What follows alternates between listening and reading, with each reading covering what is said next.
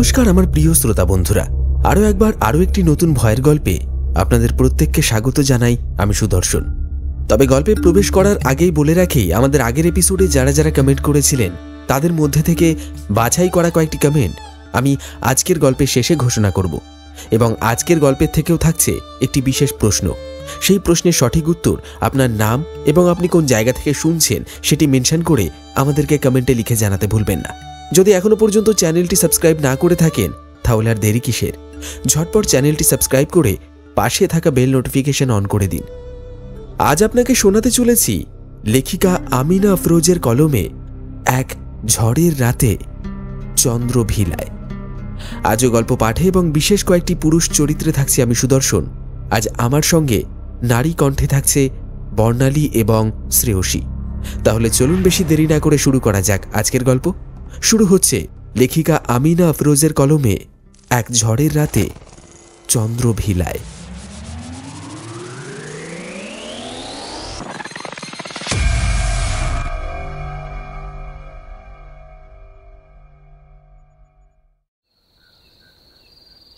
সন্ধে। আলোপাড়া গ্রামে সন্ধে নেমেছে একটু আগেই। এর মধ্যেই চারিদিক ঢেকে গেছে চাপ চাপ অন্ধকারে।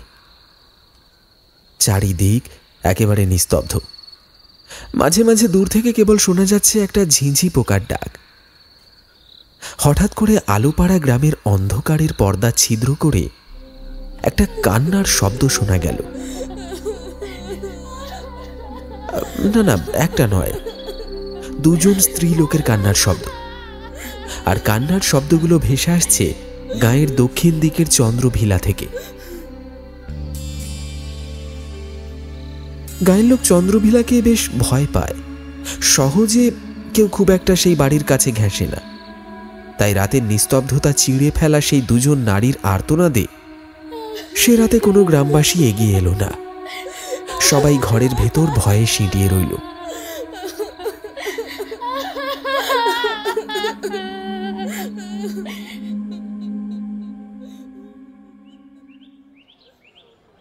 পরের দিন সকালে ভোরের আলো ফোটার সঙ্গে সঙ্গেই আলোপাড়া গাঁয়ের লোকেরা এসে ভিড় জমাতে লাগলো চন্দ্রভিলার সামনে। চন্দ্রভিলায় তখন শোকের ছায়া নেমেছে। বড় উঠোনটায় সাদা কাপড়ে ঢেকে রাখা হয়েছে একটা মৃতদেহ। ভিলার দুজন স্ত্রীলোককে নিশ্চলভাবে বসে থাকতে দেখা গেল সেই মৃতদেহের পাশেই। গাঁয়ের লোকেরা উঁকি ঝুঁকি মেরে দেখল চন্দ্রভিলার বর্তমান বাসিন্দা নিত্যানন্দ গোসাই মারা গেছে। তবে তার মৃত্যুটা স্বাভাবিক নয়। ওনার মৃত ফ্যাকাশে নীলচে চক্ষুদয় দেখে তাই তো মনে হয়। গাঁয়ের বৌঝিরা এগিয়ে গেল, আর পুরুষরা এগিয়ে গেল নিতাই গোসাইয়ের মৃতদেহের দিকে।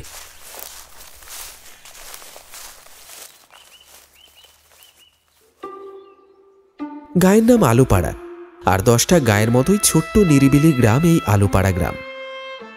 এই গায়ের মানুষজন সহজ সরল জীবনযাত্রায় অভ্যস্ত। নেই কোনো হিংসা, নেই কোনো বিদ্বেষ। সবাই এখানে সবার সুখ দুঃখের পাশে থাকে। তবে গায়ের চন্দ্রভিলার বাড়িটাকে তারা একটু এড়িয়েই চলে।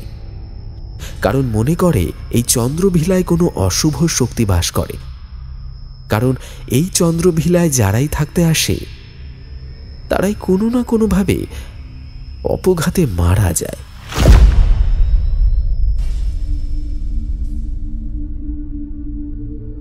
এই যেমন আজ মারা গেলেন নিত্যানন্দ গোসাই। ভদ্রলোকটাকে গাঁয়ের লোক অনেকবার বুঝিয়েছিল যে এই বাড়িটা ভালো নয়। বাড়ি থেকে মাঝে মাঝেই রাত বিরেতে কান্নার শব্দ শুনতে পাওয়া যায়। কিন্তু নিত্যানন্দ গোসাই এসব বিশ্বাস করতেন না। তাই স্ত্রী আর মেয়েকে নিয়ে এক প্রকার জেদ করেই বাড়িটাতে উঠে পড়লেন তিনি। কিন্তু 1 মাসের বেশি সময় তিনি বাঁচতে পারলেন না। গ্রামবাসীরা দীর্ঘশ্বাস ফেলল। তারপর বিধি মোতাবেক দিনের আলো থাকতে থাকতেই গ্রামবাসীরা মিলে নিত্যানন্দ গোসাইয়ের শেষ কৃত্যের কাজ সম্পন্ন করল। তারপর যে যার বাড়ির দিকে রওনা দিল। নিত্যানন্দ গোসাইয়ের মৃত্যুর বেশ কয়েকদিন পরের কথা। এতদিনে গ্রামবাসীরা স্বাভাবিক হয়ে গেছে। গাঁয়ের চাষাভুষো লোক এরা, তাদের একটা বিষয় নিয়ে আর বেশি মাতিয়ে থাকার সময় নেই। কিন্তু স্বাভাবিক হতে পারেনি চন্দ্রভিলার দুজন মানুষ, অরুণী আর ওর মা কল্পনা দেবী। নিত্যানন্দ গোসাইয়ের কয়েকদিনের অনুপস্থিতিতেই যেন দুনিয়ার নিষ্ঠুরতা দেখে ফেলেছেন তারা। কয়েকদিনেই তাদের বাড়িতে দেখা দিয়েছে অর্থাভাব। সেই সঙ্গে কল্পনা দেবী লক্ষ্য করেছেন ওনার প্রাণোচ্ছল মেয়ে অরুণী দিনে দিনে কেমন যেন হয়ে যাচ্ছে। আকস্মিক বাবার মৃত্যুটা অরুণী যে মেনে নিতে পারেনি এটা তিনি নিজেও জানেন। কল্পনা দেবী নিজেও তো এখনো মেনে নিতে পারেননি স্বামীর অকাল প্রয়াত, কিন্তু তাই বলে তো আর ভেঙে পড়লে চলবে না। ভেসে যাওয়া সংসারটাকে শক্ত হাতের মুঠোয় ধরে রাখতে হবে। তিনি চান অরুণীও তার পাশাপাশি এবার দায়িত্ব নিই। তাই তিনি অরুণীকে বললেন, মারে, দুনিয়াটা ভীষণ কঠিন। এ দুনিয়ায় টিকতে হলে নিজেদেরকে কষ্ট করতে হবে। তোর বাবা তো চলে গিয়ে বেঁচে গেলেন, এবার বাকিটা পথ তোকে আর আমাকে মিলেই পাড়ি দিতে হবে।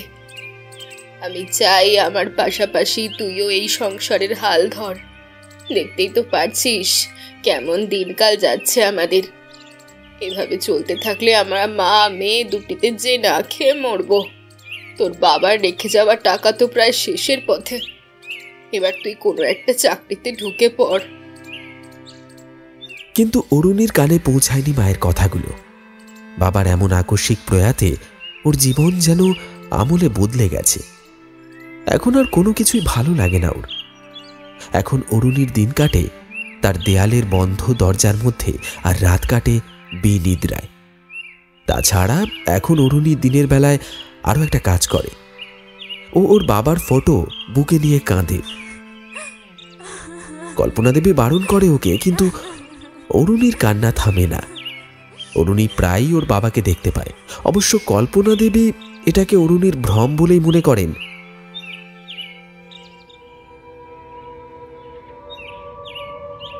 দিন দিন অরুণীর পাগলামি বাড়তেই থাকে, আর আলোপাড়া গ্রামের লোকেরা অরুণীর এসব কাণ্ড দেখে আরো বেশি এড়িয়ে যেতে থাকে এই চন্দ্রভিলাকে। এই যেমন নিত্যানন্দ গোসাই অর্থাৎ অরুণীর বাবার মৃত্যুর কয়েকদিন পরের কথা। তখন চন্দ্রভিলার শোক কাটেনি। এক রাতে অরুণী শুয়েছিল ওর ঘরে। ঘরটা অন্ধকার। অরুণী রাতের আলো জ্বালিয়ে ঘুমোতে পারে না, তাই সেদিনও সে আলো না জ্বালিয়ে বিছানায় শুয়েছিল। ঘুম আসছিল না কিছুতেই। দু চোখ একেবারে ফুলে আছে। সারাদিন মেয়েটা একটানা কান্না করেছে।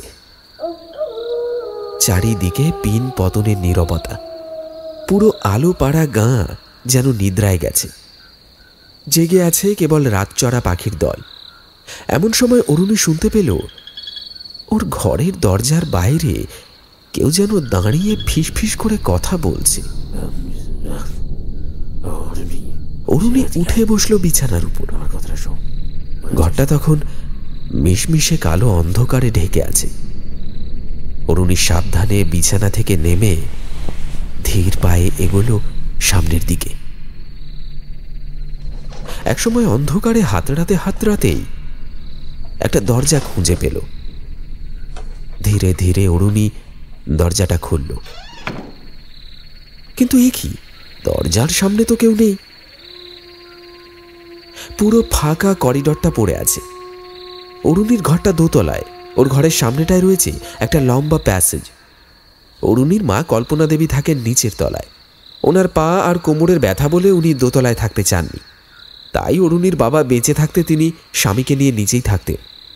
নিত্যানন্দবাবু মারা যাবার পরেও তিনি আর দোতলায় আসেননি, রয়ে গেছেন নিচতলায়।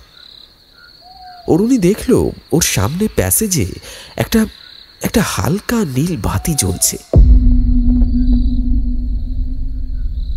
মৃদু সেই নীলচে আলোয় প্যাসেজটা বেশ স্পষ্ট। আর অরুণী সেই নীলচে আলোয় দেখল প্যাসেজের ঠিক মাঝামাঝি একটা লোক দাঁড়িয়ে আছে। হ্যাঁ, একটা লোক। কালো তার অবয়ব, কিন্তু এই অবয়ব বেশ বিলক্ষণ চেনে অরুণী। অবয়বটা ওর বাবার।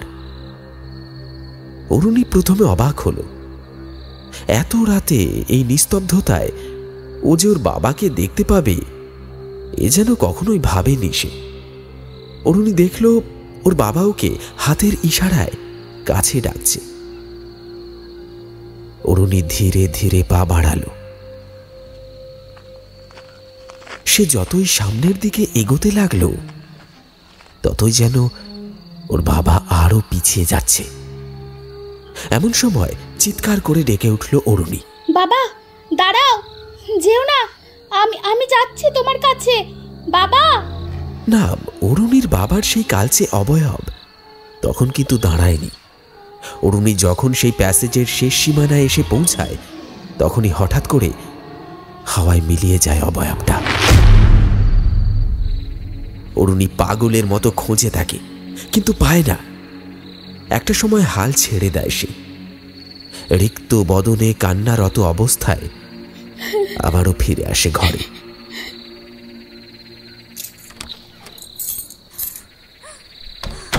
তারপর বাবার ছবিটা নিয়ে আবারও কান্নায় ভেঙে পড়ে।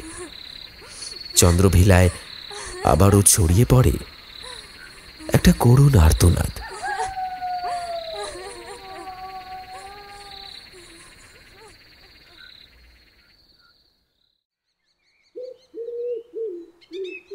পরদিন সকালে কল্পনা দেবীর ঘুমটা ভাঙল সবার আগে। তিনি ঘরের বাইরে এসে রান্নার কাজ শুরু করলেন।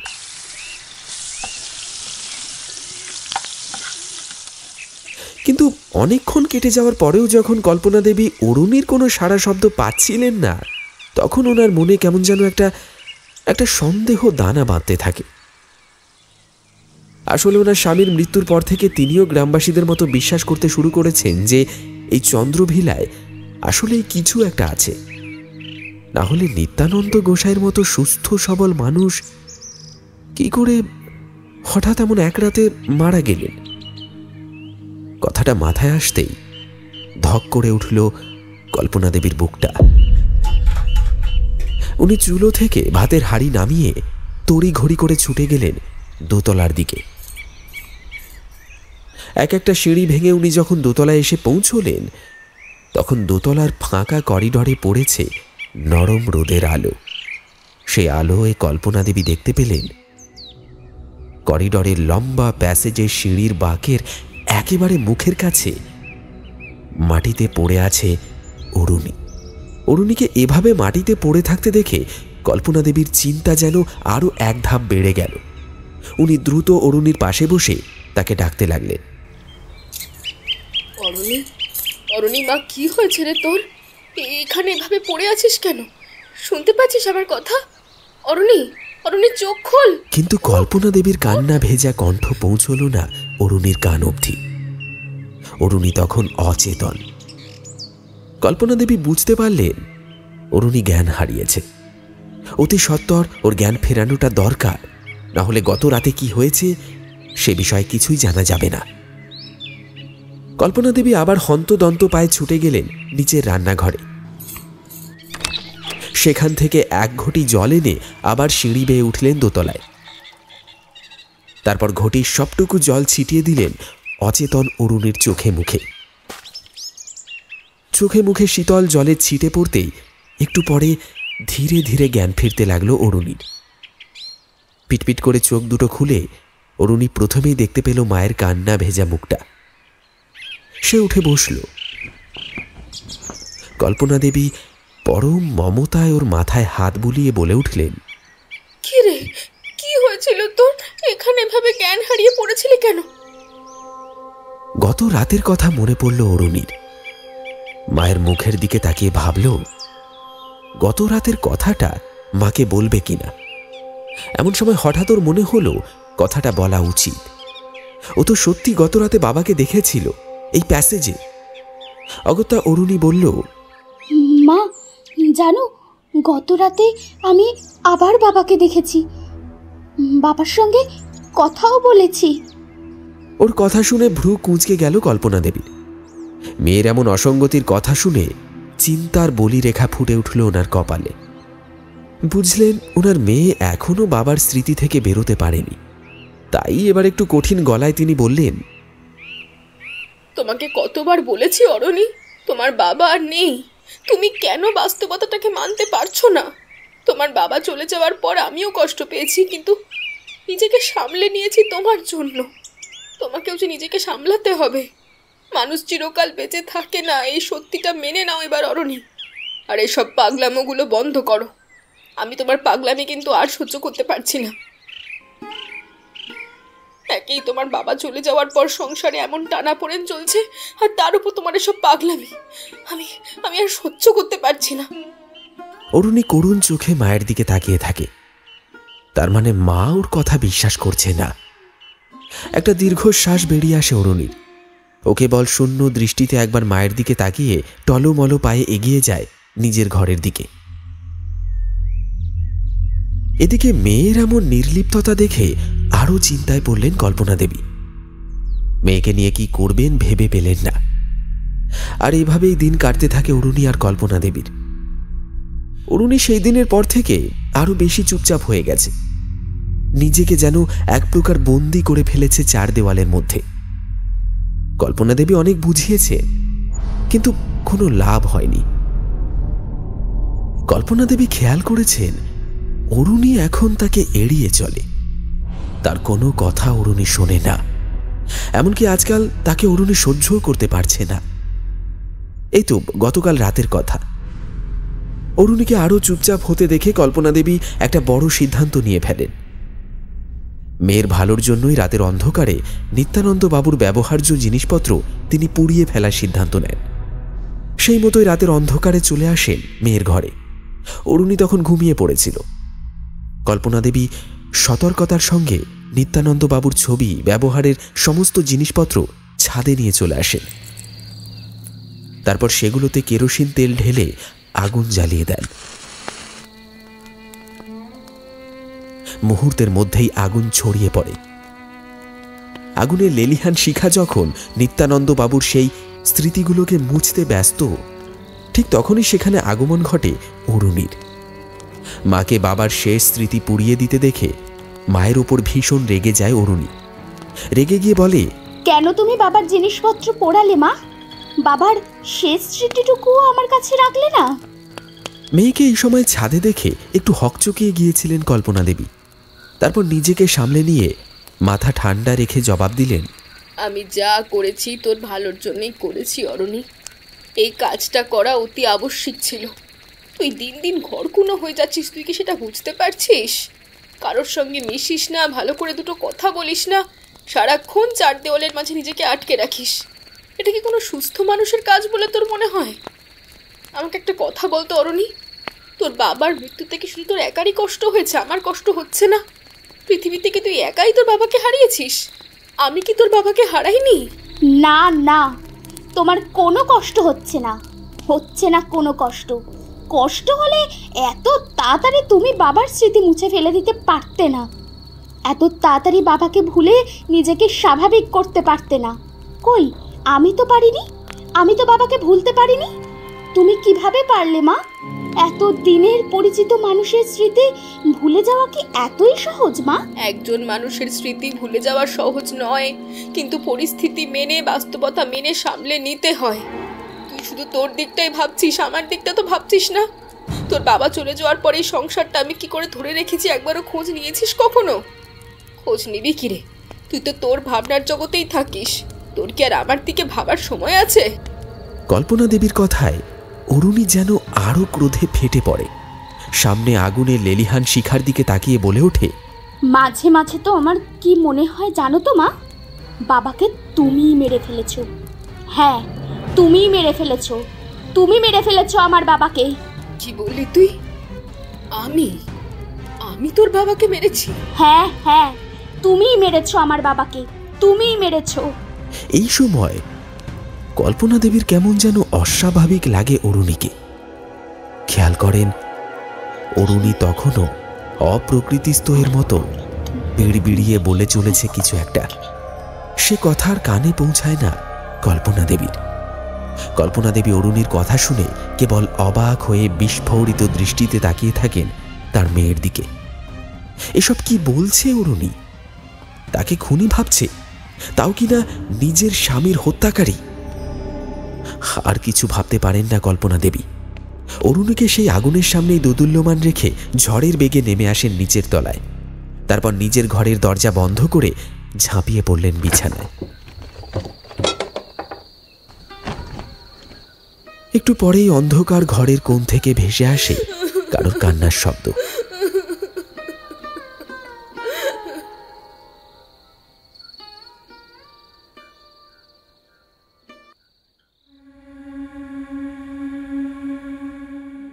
এই ঘটনার বেশ কিছুদিন পরের কথা। সেই রাতের পর থেকে এখন আর কল্পনা দেবী অরুণীকে কিছুই বলেন না, আর অরুণীও আগ বাড়িয়ে কথা বলে না মায়ের সাথে। কাজেই তাদের মা মেয়ের সম্পর্কের মধ্যে একটা দূরত্ব এসে গেছে।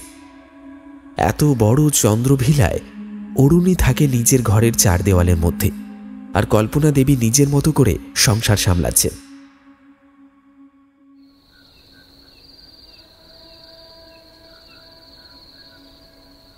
রাত তখন বেশ গভীর, চারিদিকে শুনশান নীরবতা। হঠাৎ মাঝে মাঝে শোনা যাচ্ছে শেয়ালের হাঁক ডাক। অরুণীর ঘরটা একেবারে অন্ধকার, নিশ্ছিদ্র অন্ধকারে নিজের শরীরটাও দেখতে পাচ্ছে না অরুণী। বিছানায় শুয়ে শুয়ে বাবার কথা ভেবে চলেছিল সে, আর তখনই হঠাৎ আবারও সেদিনের মতো শুনতে পায় কারোর একটা ফিসফিসানি কণ্ঠস্বর। কেউ যেন ধীর, অতি ধীর গলায় ডাকছে ওকে। তড়াক করে বিছানায় উঠে বসে অরুণী। বুঝতে পারে আজকে তার কণ্ঠস্বরটা দরজার উপাস থেকে নয়, বরং ঘরেই কোনো এক কোণ থেকে আসছে। অরুণীর কৌতূহলের মাত্রা আরো বাড়ে, সেই সাথে বেড়ে যায় বাবাকে দেখতে পাওয়ার আকাঙ্ক্ষা। অরুণী বালিশের পাশ থেকে টর্চ লাইটটা হাতে নেয়, কারণ এই মিশমিশে অন্ধকারে কোনো কিছুই দৃষ্টিগোচর হবে না। ওদিকে ফিসফিসিয়ে কণ্ঠস্বরটা ধীরে ধীরে স্পষ্ট হতে শুরু করেছে। একবার নয়, দুবার নয়, তিনবার কেউ ওর নাম ধরে ডাকল। অরুণী এবার বিছানা ছেড়ে উঠে দাঁড়ালো, তারপর টর্চটা জ্বালল। টর্চ জ্বালতেই অন্ধকার ঘরটা হঠাৎ করেই আলোকিত হলো সাদা আলোয়। তারপর আলোটা বাগিয়ে ধরল সামনের দিকে। তাতেই সামনের দিকে বেশ খানিকটা স্পষ্ট হলো অরুণীর চোখে।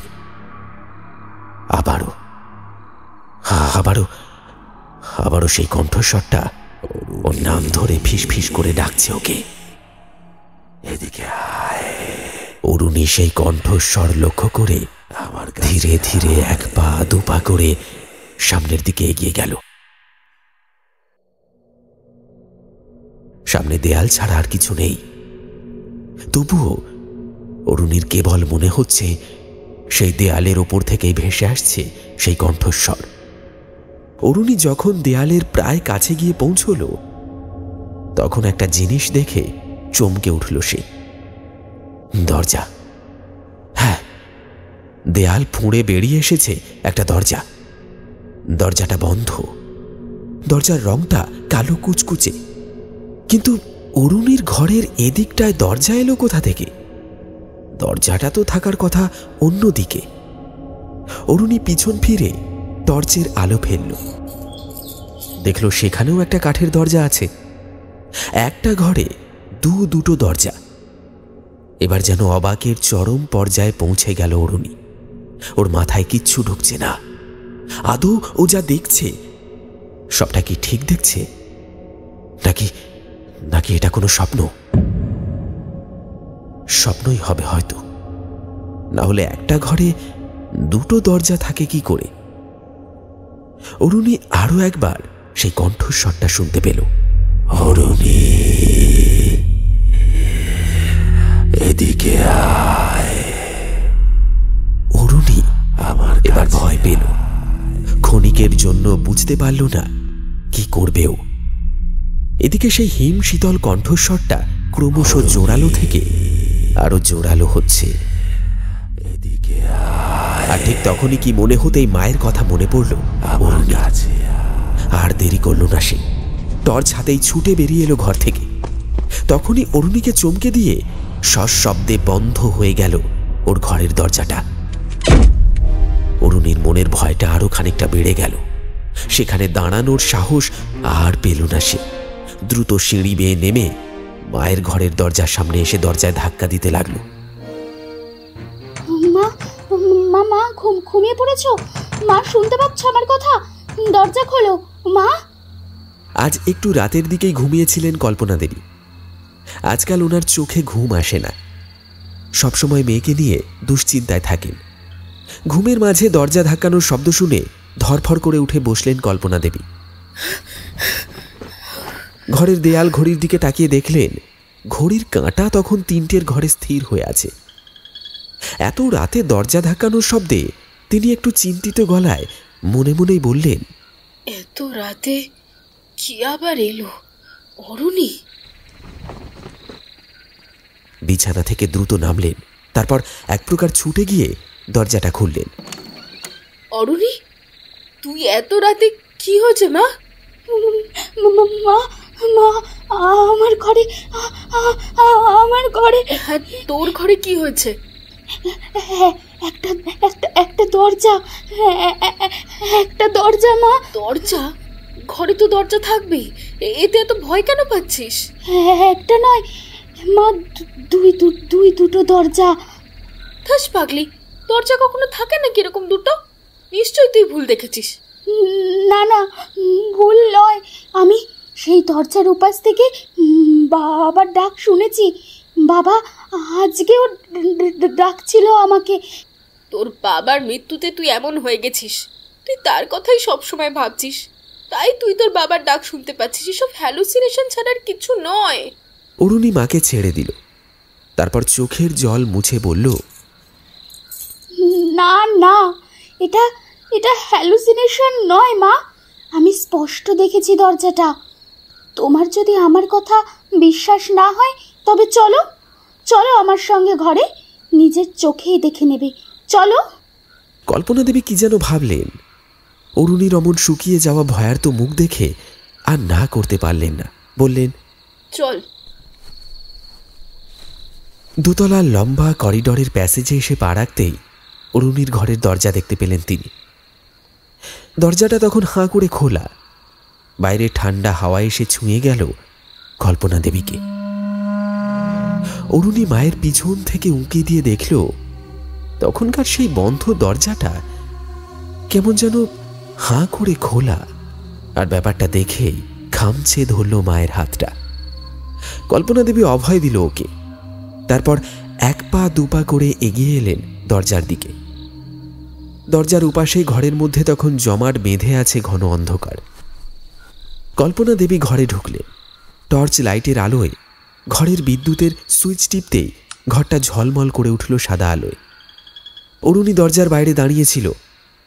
কল্পনা দেবী আলোয় দেখলেন ঘরের ভেতরটায় কোনো অস্বাভাবিকতা নেই, সমস্তটাই স্বাভাবিক। কোথাও কোনো দরজা নেই। কল্পনা দেবী এবার বাইরে দাঁড়িয়ে থাকা অরুণীর উদ্দেশ্যে বলে উঠল, কোথায় তোর সেই দরজা?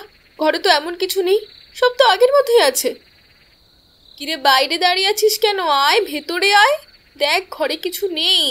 আমি তো বললাম ওসব তোর হ্যালুসিনেশন। অনেক সময় আমরা যা দেখি সবটাই আমাদের মনের ভেতর তৈরি করা ভ্রম দেখি, এই যেমন এখন তুই দেখছিস। অরুণী আর বাইরে দাঁড়িয়ে থাকতে পারল না। দৌড়ে ঘরের ভিতর এলো। দেখল সত্যি ঘরের ভেতর সেই দরজাটা নেই। তখন ঘরের যেদিকে দরজাটা দেখেছিল সেখানে এখন দেয়াল ছাড়া আর কিছুই নেই। অরুণী অবাক হয়ে ঘরের চতুর্দিকে দেখতে লাগল। না, কোথাও সেই দরজার চিহ্ন মাত্র নেই। মায়ের হাত ধরে উত্তেজিত কণ্ঠে বলল,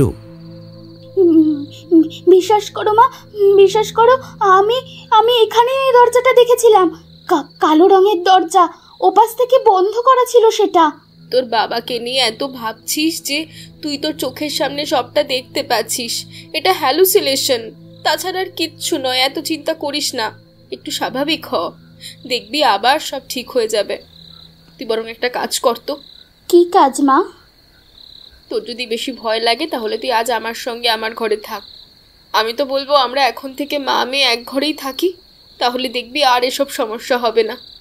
না মা, তুমি তোমার ঘরে যাও, আমি এখানেই থাকবো।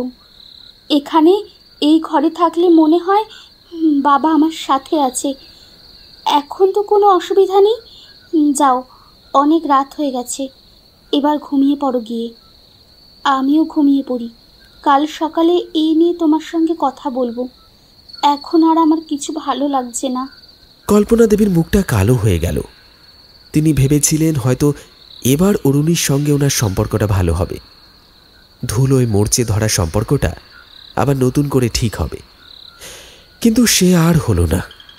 উনি জানেন অরুণী যখন একবার না করে দিয়েছে তখন সেই না হ্যাঁ হবার কোনো সম্ভাবনা নেই। উনি দীর্ঘশ্বাস ফেলে বললেন, ঠিক আছে, তুই যেটা ভালো মনে করিস কর। বাতি অফ করে ঘুমিয়ে পড়। আর হ্যাঁ, কোনো অসুবিধা হলে কিন্তু আমাকে ডাক দিবি। কথাটা বলেই কল্পনা দেবী চলে যায় ঘর ছেড়ে। কল্পনা দেবী চলে যেতেই অরুণীও দরজা বন্ধ করে বিছানায় এসে বসল।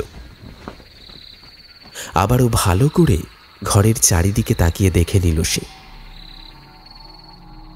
সত্যি না, কোথাও কোনো দরজা নেই, নেই কোথাও কোনো অস্বাভাবিকতা। যেন হাঁপ ছেড়ে বাঁচল। তারপর ঘরের বাতি জ্বালিয়ে রেখেই শুয়ে পড়ল বিছানায়।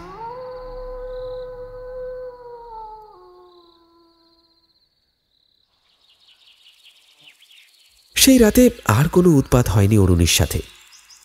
এক ঘুমে একেবারে সকাল হয়ে যায়। তারপর ফ্রেশ হয়ে নিচে এসে মায়ের সঙ্গে গতকালকের বিষয়টা নিয়ে আরও একবার কথা বলে। কিন্তু অরুণীর মা কল্পনা দেবী কিছুতেই ওর কথা বিশ্বাস করতে চায় না। অরুণী নিজেও বুঝতে পারে কোথাও একটা খারাপ কিছু ঘটছে। দিনটা বেশ ভালোভাবেই কেটে যায়। সেই প্রতিদিনের মতোই সেই নিত্যদিনের এক কাজ। বিকেলের পড়ন্ত সূর্য যখন পশ্চিম আকাশে ঢলে গিয়ে দিনের আলো অস্তমিত গেল, তখন যেন হঠাৎ করেই অরুণীর বুকটা কেমন ধক করে উঠল। আজকাল সন্ধ্যা হলেই, রাতের আঁধার ঘনাতে শুরু করলেই অরুণীর কেমন একটা বিষণ্ণ লাগে, সাথে ভয়ও লাগে। আজ রাতেও নিজের ঘরে একাই ঘুমোতে এলো অরুণী। অরুণীর মা কল্পনা দেবী অনেকবার ওকে নিজের ঘরে ওনার সঙ্গে থাকতে বলেছে, কিন্তু অরুণী রাজি নয়। মায়ের সঙ্গে থাকতে কেমন যেন অস্বস্তি লাগে। মনে হয় ওর বাবাকে ওর মাই খুন করে মেরেছে। কয়েকদিন আগেই মায়ের উপরের সেই ক্ষোভটা এখনো যায়নি ওর মন থেকে। তাছাড়া অরুণী এখন বড় হয়েছে, এখন কি আর মায়ের সঙ্গে একসাথে থাকা চলে? অরুণী ঘুমিয়েছিল। হঠাৎ কর কর বাজ পড়ার শব্দে ঘুমটা ভেঙে গেল ওর। বিছানায় উঠে বসে অরুণী। তাকে মাথার কাছে জানলাটা খোলা, আর সেই খোলা জানলার পাল্লা দুটো বাতাসের তোড়ে একে অপরের সঙ্গে বাড়ি খাচ্ছে। সেই সঙ্গে ঘরে ঢুকে আসছে বৃষ্টি ভেজা হিমেল হাওয়া। অরুণী উঠে গিয়ে জানলাটা লাগিয়ে দেয়। আর তখনই আকাশের এক প্রান্ত থেকে অপর প্রান্ত পর্যন্ত দেখা যায় বিদ্যুতের ঝলকানি। প্রচণ্ড শব্দ হওয়ায় কানে হাত দেয় অরুণী। তারপরও যখন বিছানায় এসে বসে, তখনই ওর সামনের দেওয়ালে প্রকট হয় সেই দিনের সেই কালো কুচকুচে রঙের দরজাটা। আজ দরজাটা এই মিশমিশে অন্ধকারেও স্পষ্ট হয়ে ধরা দিচ্ছে ওর চোখে। অরুণী দেখল দরজার ফাঁক দিয়ে বেরিয়ে আসছে একটা নীল রঙের দ্রুতি। অরুণীর মনে আজ আর ভয় লাগছে না। একটু পরেই অরুণী শুনতে পেল কারোর ফিসফিস ডাক। বুঝতে পারল আজকেও কেউ নাম ধরে ওকে ডাকছে। অরুণীর কেমন যেন ঘোর লাগে। ওর মনে হচ্ছে ওর পুরো দেহ যেন অন্য কেউ নিয়ন্ত্রণ করছে। সেই ঘোর লাগা অবস্থাতেই অরুণী উঠে দাঁড়ায়, ধীরে ধীরে পা বাড়ায় সেই কালো কুচকুচে দরজাটার দিকে। আজকে দরজাটা খোলা। দরজাটার ভিতর প্রবেশ করে অরুণী। দরজার ওপাশের জগৎটা সম্পূর্ণ ভিন্ন। একটা মাঝারি ঘর, ঘরের ভিতর কোনো আসবাবপত্র নেই। পুরো ঘরটাই ফাঁকা। একটা ছোট্ট মতো ঘুলঘুলি আছে, তবে সেই ঘুলঘুলি দিয়ে কোনো আলো ভিতরে প্রবেশ করতে পারছে না। হয়তো এখন রাত, কারণ ঘরের ভিতর চারিদিক ছেয়ে আছে অন্ধকার। আর হঠাৎ এমন সময় সেই ফাঁকা ঘরটায় একটা আলোকচিত্র ফুটে উঠল। অরুণী দেখতে পেল সেই আলোকচিত্রে ফুটে উঠেছে একটা মধ্যবয়স্ক নারীর অবয়ব। সেই মধ্যবয়স্ক নারী অবয়বের হাতে একটা বালিশ। অবয়বটি বালিশ হাতে ধীরে ধীরে এগিয়ে যাচ্ছে একটা বিছানার দিকে। বিছানায় কেউ একজন শুয়ে আছে। তার কালচে অবয়ব বোঝা যাচ্ছে বেশ স্পষ্টভাবে। নারী অবয়বটি একসময় বিছানার একেবারে পাশে এসে দাঁড়িয়ে পড়ল। তীক্ষ্ণ বাজ পাখির দৃষ্টিতে একবার তাকালো বিছানায় শুয়ে থাকা সেই কালচে পুরুষের অবয়বটার দিকে। পুরুষ অবয়বটির মধ্যে কিন্তু কোনো সাড়া শব্দ নেই। নিশ্চিন্তে বেঘোরে নাক ডেকে ঘুমোচ্ছে সে। দৃশ্যটা দেখে নারী অবয়বটির ঠোঁটের কোণে একটা হাসি খেলে গেল। আর তারপরেই হঠাৎ করে সেই নারী অবয়বটি তার হাতে ধরে থাকা বালিশটা দিয়ে বিছানার উপর শুয়ে থাকা ব্যক্তিটার মুখের উপর চাপ দিল। হঠাৎ আক্রমণে হতবিহ্বল হয়ে পড়ল লোকটা। একটুখানি বাঁচার আশায় হাত পা ছুঁড়তে লাগলো সে, কিন্তু না, সেই নারী অবয়বটির হাত থেকে বাঁচতে পারল না সে। অনেকক্ষণ কষ্টে দাপাদাপি করে একসময় স্থির হয়ে গেল তার প্রতিটা অঙ্গ প্রত্যঙ্গ।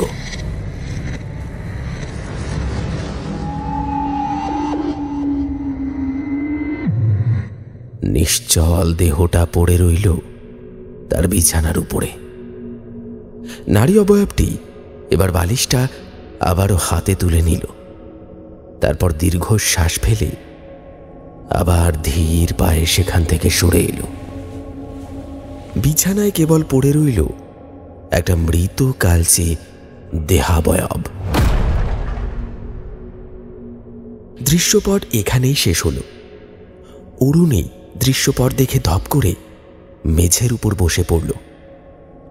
একটু আগে দৃশ্যপটে যে স্ত্রী লোকটি এবং পুরুষ লোকটিকে দেখানো হয়েছে সেটা আর কেউ নয়, তারা ছিলেন ওর মা বাবা।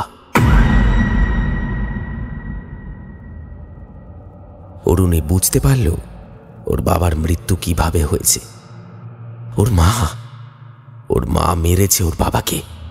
তাই তোর বাবা বারবার ওর কাছে ফিরে আসতে চায়, বলতে চায় তার সাথে ঘটে যাওয়া নৃশংস ঘটনাটা। কিন্তু অরুণী বুঝতে পারেনি। আর যখন সব সত্যি জানল তখন সে আর ঠিক থাকতে পারল না। অরুণীর চোখে এখন জ্বলছে হিংস্রতা, সেই সঙ্গে দু চোখ বেয়ে গড়িয়ে পড়ছে নোনা স্রোতের ধারা। বেশ কিছুক্ষণ সেভাবে স্থানুর মতো বসে থাকলো অরুণী। মস্তিষ্ক কাজ করছে না, কি করবে ভেবে পেল না। এমন সময় হঠাৎ কি যেন একটা হলো। এক ঝটকায় অরুণী উঠে দাঁড়ালো। মুহূর্তের মধ্যে ঠিক করে ফেলল তার পরবর্তী পদক্ষেপ। তারপর এক প্রকার হন্তদন্ত হয়ে বেরিয়ে এলো সেই দরজা দিয়ে। সোজা চলে গেল রান্নাঘরে। একটু পরে অরুণী রাতের অন্ধকারে মায়ের ঘরে ঢোকে।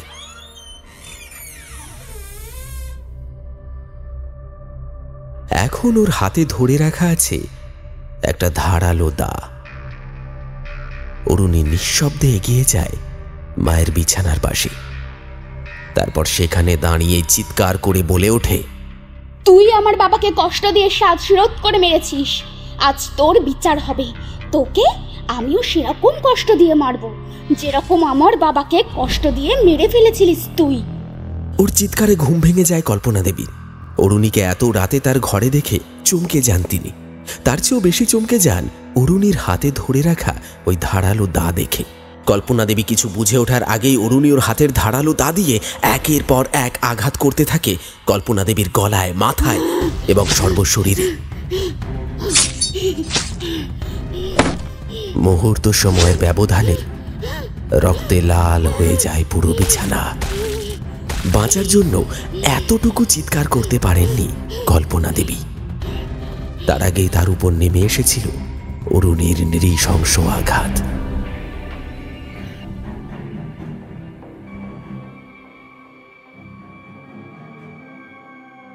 এদিকে মাকে হত্যা করার পর অরুণী সেই রক্তাক্ত দাহাতেই ছুটে এসেছিল নিজের ঘরে এসে সেই কালো রঙের দরজাটা আর খুঁজে পায়নি সে।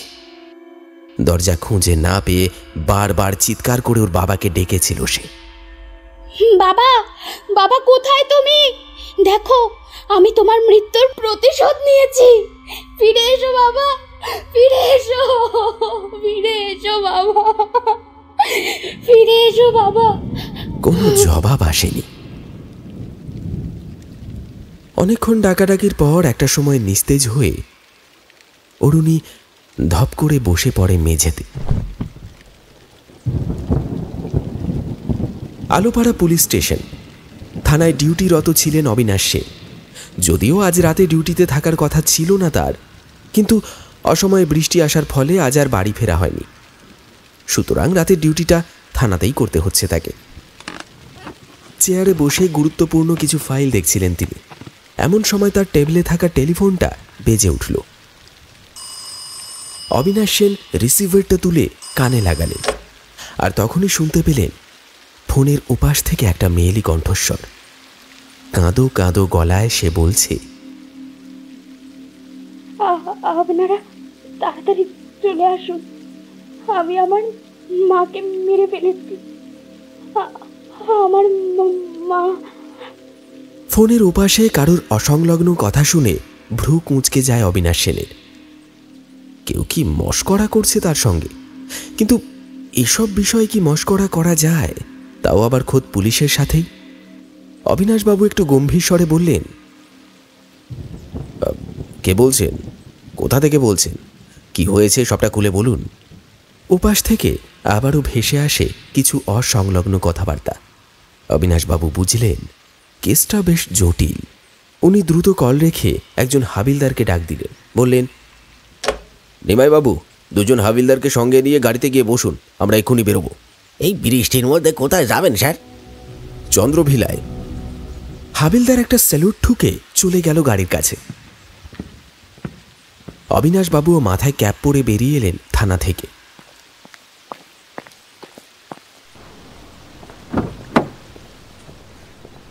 বৃষ্টির ফোঁটাগুলো আছড়ে পড়ছে গ্রামের কাঁচা মেঠো পথের উপর। গাড়িটা ধীর গতিতে চলছে। চিন্তিত মুখে বাইরের দিকে তাকিয়ে আছেন অবিনাশ সেন। একটু পর ওনাদের গাড়িটা এসে থামল একটা বাড়ির সামনে। বাড়িটা দোতলা। এসে গেছে স্যার। হাবিলদারের কথায় চমক ভাঙল অবিনাশ সেনের। উনি গম্ভীর মুখে গাড়ি থেকে নামলেন। বাড়িটা অন্ধকারে নিমজ্জিত। টর্চগুলো জ্বালাও। সঙ্গে সঙ্গে জ্বলে উঠল 3খানা টর্চ। টর্চের সাদা আলোয় কেটে গেল অন্ধকার। অবিনাশ সেন টর্চ হাতেই ঢুকলেন বাড়িটার ভেতরে। বাড়িটার সদর দরজা খোলা, তাই ভিতরে ঢুকতে ওনাদের খুব একটা কষ্ট করতে হলো না। বাড়িটার ভিতরে ঢুকতেই নিচতলার একটা ঘরের সামনে একটা মেয়েকে পড়ে থাকতে দেখলেন অবিনাশ সেন। তিনি এগিয়ে গেলেন সেই দিকে। মেয়েটার পাশে দাঁড়িয়ে নাড়ি পরীক্ষা করে দেখলেন। মেয়েটা বেঁচে আছে, তবে জ্ঞান নেই। অচেতন হয়ে পড়ে আছে মেঝেতে। তারপর টর্চটা ঘরের ভিতর ফেলতেই আঁতকে উঠলেন তিনি। আরে বাপরে! পুলিশের জীবনে এমন ভয়াবহ ঘটনা তিনি আগে কখনো দেখেননি। দেখতে পেলেন ঘরের ভেতর বিছানার উপর পড়ে আছে টুকরো টুকরো দেহাবশেষ। কেউ যেন একটা শরীরকে কেটে কেটে খণ্ড বিখণ্ডিত করেছে। পুরো ঘর ভেসে যাচ্ছে টাটকা লাল রক্তে। মুহূর্তেই সবটা পরিষ্কার হয়ে গেল ওনার কাছে। উনি দ্রুত থানায় কল করে ফরেন্সিক টিমকে পাঠাতে বললেন। তারপর মেয়েটার জ্ঞান ফেরানোর চেষ্টা করতে লাগলেন।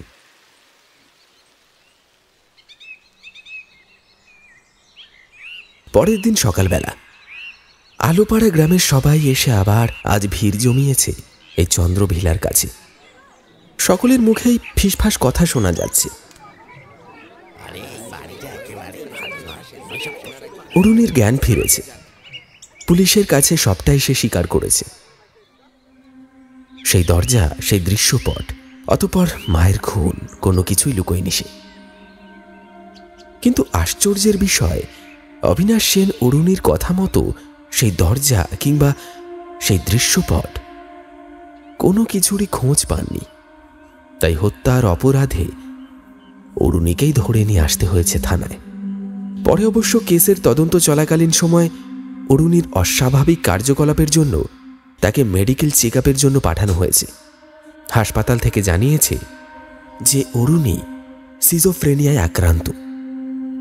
সিজোফ্রেনিয়ার আক্রান্ত ব্যক্তিরা কল্পনার হ্যালুসিনেশনটাকেই সত্যি মনে করে। অরুণীও তাই করেছে। তার বাবা মারা যাওয়ার পর থেকেই অরুণী বিশ্বাস করতে শুরু করে যে ওর মাই খুন করেছে ওর বাবাকে। তাই দিন দিন ওর মায়ের সাথে ওর দূরত্বটা বাড়ে। আর ওর বাবাকে দেখা বা ওই অদ্ভুত দরজা, ওটা ওর কল্পনারই একটা অংশ। হাসপাতাল থেকে আরও জানায় যে সিজোফ্রেনিয়ায় আক্রান্ত ব্যক্তিরা কখনোই আর স্বাভাবিক অবস্থায় ফিরে আসতে পারে না। অরুণীও পারেনি। সে ওই সিজোফ্রেনিয়ায় আক্রান্ত অবস্থাতেই একদিন গলায় ফাঁস দিয়ে সুইসাইড করে জেলখানার 101 নম্বর কামরায়।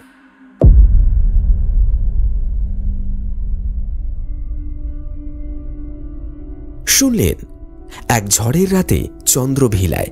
আমাদের আজকের নিবেদনের এই গল্পটি আপনার কেমন লাগলো অবশ্যই জানাতে ভুলবেন না। যেমনটা গল্পের শুরুতেই বলেছিলাম, আজকের গল্পের মধ্যে থেকে থাকছে একটি বিশেষ প্রশ্ন। আর সেই প্রশ্নটি হচ্ছে, এই গল্পে কল্পনা দেবীর স্বামী অর্থাৎ অরুণীর বাবার নাম কি ছিল? খুবই সহজ একটা প্রশ্ন। প্রশ্নের সঠিক উত্তরটি আপনার নাম এবং আপনি কোন জায়গা থেকে শুনছেন সেটি মেনশন করে আমাদের কমেন্টে লিখে জানাতে ভুলবেন না। আপনাদের মধ্যে থেকে সঠিক উত্তর দেওয়া কয়েকটি নাম আমি আগামী গল্পে ঘোষণা করব। তাহলে চলুন ঝটপট দেখে নেওয়া যাক আমাদের গত এপিসোডে প্রশ্নটি কি ছিল এবং সঠিক উত্তর কারা কারা দিয়েছিলেন। আমাদের গত এপিসোডের প্রশ্নটি ছিল, ওই অভিশপ্ত রাতের জন্য কে দায়ী? পরিমল নাকি সেই সমাজ যে তার শৈশবের ক্ষতকে কখনো বোঝার চেষ্টা করেনি?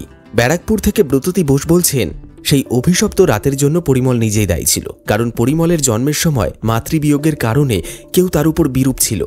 এটা স্বাভাবিক, কিন্তু পরিমল নিজেও ভালো কিছু করার চিন্তা না করে অত্যন্ত খারাপ পথ বেছে নিয়েছে, তাই তাকে কর্মফল ভোগ করতে হয়েছে। ছোটর মধ্যে খুব সুন্দর করে বুঝিয়ে বলেছেন ব্রততী বোস। আপনাকে অনেক অনেক ধন্যবাদ জানাই আমাদের গল্পগুলি শোনার জন্য। এছাড়া জয়পুর থেকে শুভঙ্কর বিশ্বাস খুব সুন্দর লিখেছেন। তিনি বলেছেন, দেখুন, মানুষের মন হলো বাচ্চা বেলায় সাদা কাগজ, আপনি যেভাবে তাতে রং দেবেন সেখানে সেটাই ফুটবে। আর এখানে পরিমলের বাবা তাকে ছোটবেলা থেকেই তার মনটা বিষিয়ে তুলেছিল, সঙ্গে সমাজও ছিল দায়ী, তাই এখানে দোষ সমাজের। আপনাকে অনেক অনেক ধন্যবাদ জানাই আপনার নিজের দৃষ্টিকোণ থেকে আপনার চিন্তাভাবনাটা আমাদের সঙ্গে শেয়ার করার জন্য। এছাড়া অনেকেই তাদের নাম লিখে আমাদেরকে কমেন্ট করেছেন, তার মধ্যে কয়েকটি নাম আমি র্যান্ডামলি পড়ে নিচ্ছি। মুম্বাই থেকে কমেন্ট করেছেন সঞ্জয়, রাজকোট থেকে সুস্মিতা, এছাড়া কমেন্ট করেছে শুভজিৎ চক্রবর্তী, মহুয়া বিশ্বাস, বীরভূম থেকে কাফি খন্দকার, ব্যাঙ্গালোর থেকে মীনাক্ষী তালুকদার, শোভাবাজার থেকে গায়ত্রী, বারুইপুর জেলের কাছ থেকে শঙ্কর মণ্ডল, এছাড়া আরও অনেকে। আপনাদের প্রত্যেককে অনেক অনেক ধন্যবাদ জানাই আমাদের গল্পগুলি নিয়মিত শোনার জন্য। তাহলে চলুন আজকের মতো বিদায় নেওয়া যাক। আবার দেখা হচ্ছে কোনো রোমাঞ্চকর এপিসোডের সাথে অন্য কোনো গল্পে। সবাই খুব ভালো থাকবেন, সুস্থ থাকবেন। ধন্যবাদ।